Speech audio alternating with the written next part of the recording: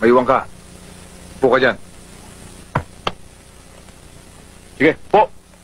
Ikaw, hindi ka lang daw user. Pusher ka pa. Hindi ako pusher. Gumagamit lang ho ako. Biktima lang ho ako, sir. Nasaan ang anak ko? Saan niyo dinala ang anak ko? Saan niyo dinala? Ha? Sino bang magulang mo? Ako. Anong ginawa niyo sa anak ko, ha? Nasaktan ka ba, anak? Ha? Anong ginawa niyo rito? Mrs., kaya namin pinag-uuhuli ang mga adik na tulad ng inyong anak para pigilan sila sa kanilang mga bisyo. Adik ang anak ko. Isa lang siyang biktima. Isang drug dependent. Bakit niyo siya ikukulong na parang kriminal? Ihintayin pa ba natin maging suga pa ang mga yan bago tayo kumilos? Kaya kong kontrolin ang anak ko, Kapitan. Kaya palayaan niyo siya.